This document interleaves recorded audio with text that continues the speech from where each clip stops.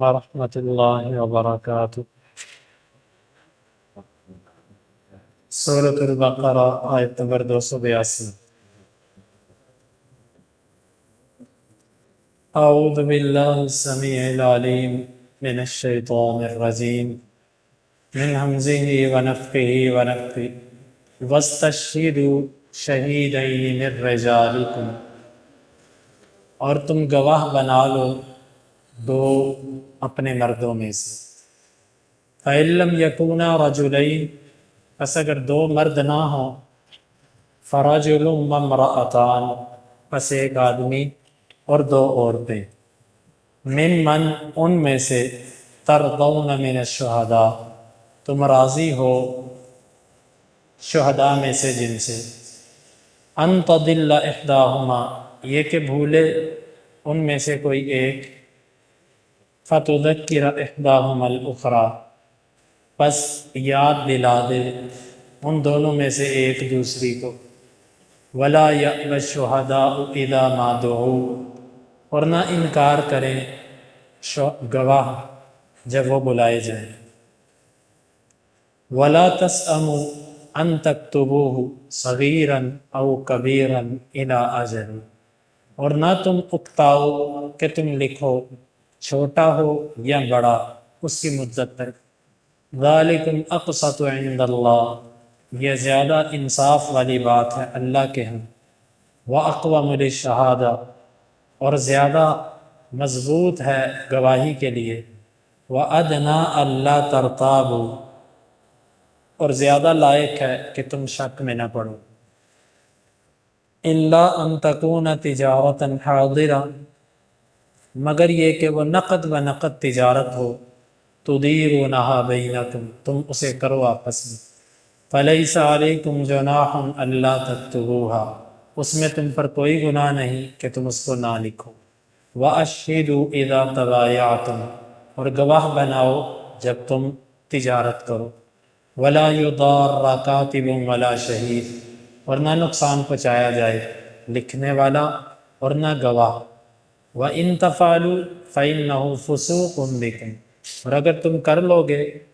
اگر تم ایسا کرو گے تو یقیناً یہ تمہاری جانب سے نافرمانی ہے، وَاتَّقُوا اللَّهَ، اور تم اللہ سے ڈر جاؤ، وَيُعَلِّمُكُمُ اللَّهُ، اور اللہ تمہیں سکھاتا ہے، وَاللَّهُ بِكُلِّ شَيْءٍ عَلِيمٌ، اللہ ہر چیز کو جاننے والا ہے۔ اللہ تعالیٰ نے فرمایا کہ جب تم تجارت کرو، قرض کا معاملہ کرو، لین دین کا معاملہ کرو ادھار، تو تم دو گواہ بناؤ، من رجالکم، اپنے مردوں میں سے، جب بھی کوئی معاملہ کرو مردوں میں سے دو مرد اس کے اوپر گواہ بناؤ۔ شریعت نے اکثر مقامات پہ دو مردوں کا ذکر کیا، نکاح کے موقع پر دو مرد، طلاق کے موقع پر دو گواہ ہونے چاہیے، اور معاملات کے اوپر اکثر گواہوں کا ذکر ہے، یہاں پر بھی دو گواہ۔ فَإِن لَّمْ يَكُونَا رَجُلَيْنِ فَرَجُلٌ وَامْرَأَتَانِ، پس اگر دو مرد نہ ہوں تو ایک مرد اور دو عورتیں،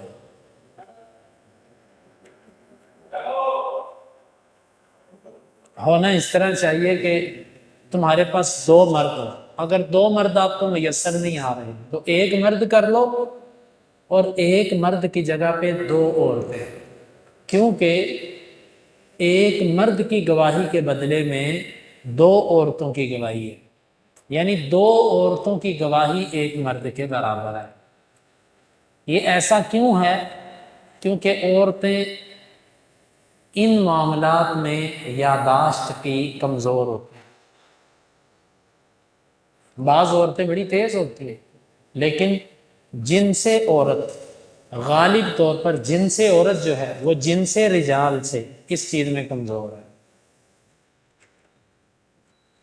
اب یہاں سے یہ بات سمجھ آتی ہے کہ مرد اور عورت برابر نہیں ہیں، اللہ نے دونوں کو ایک جیسا بنایا ہی نہیں۔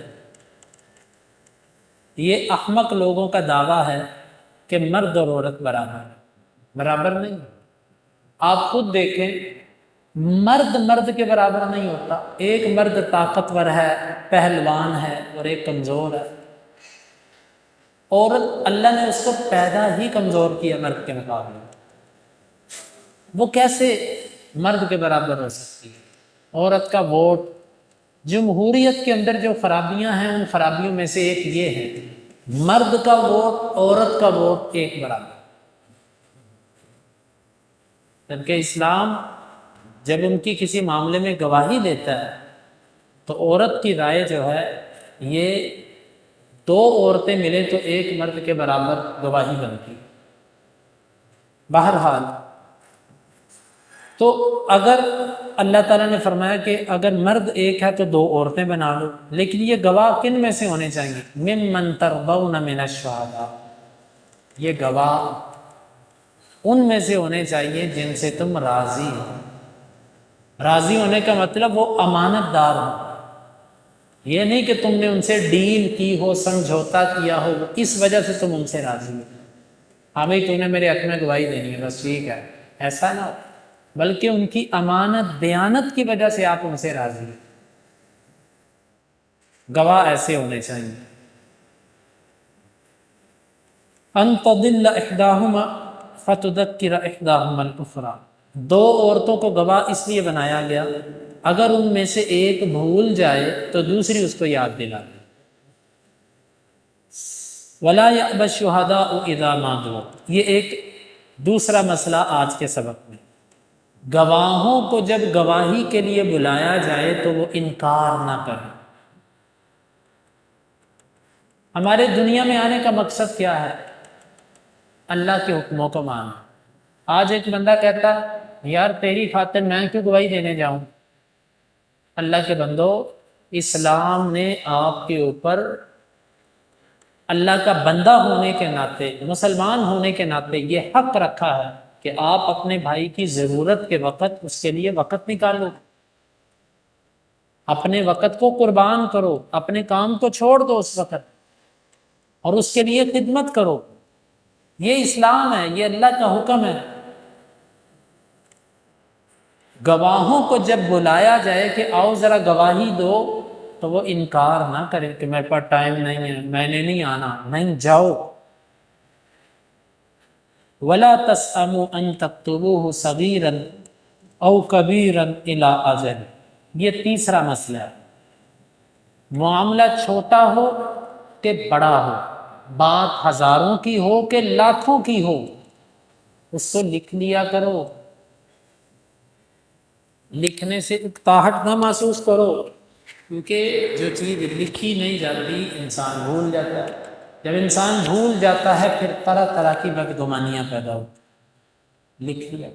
شروع میں یہی ہوتا ہے، او یار میں نے، تو میرا دوست ہے، میں نے بولا تیرے پیسے لکھنے. شروع میں ہم لکھنے کو ایک دوسرے پر بد اعتمادی سمجھتے ہیں، اچھا نہیں سمجھتے. جبکہ قرآن کہتا ہے بات چھوٹی ہو بڑی ہو لکھ لو.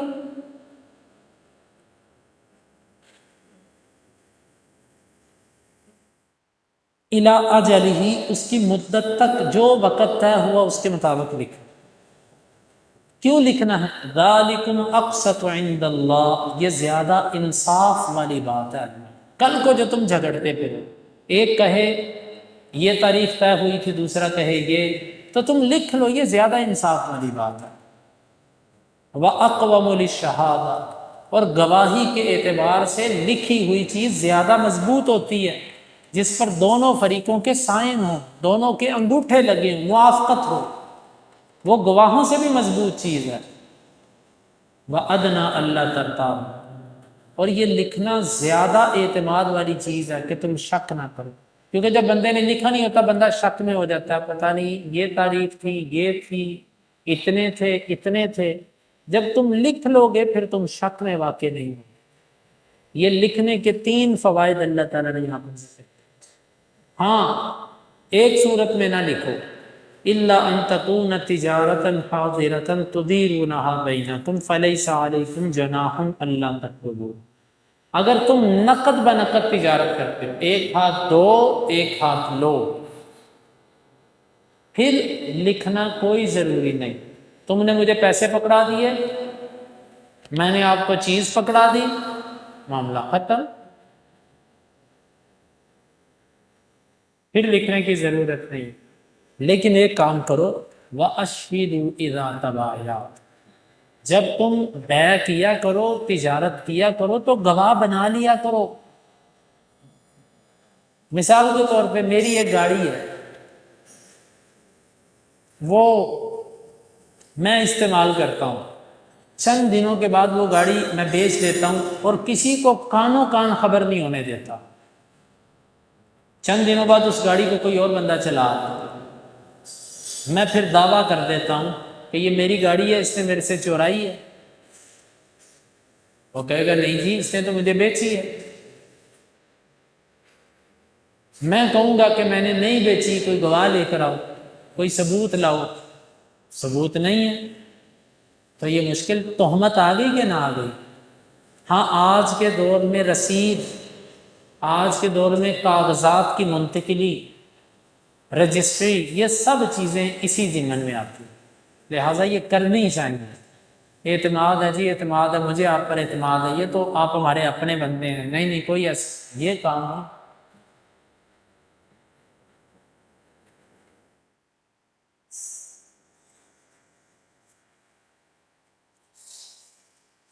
وَلَا يُضَارَّ كَاتِبٌ وَلَا شَهِيدٌ. اب یہ ایک نیا حکم، لکھنے والے کاتب کو یا گواہ کو کوئی ضرر نہ پہنچائے. اس کو ضرر پہنچانے کی کون سی صورتیں ہو سکتی ہیں؟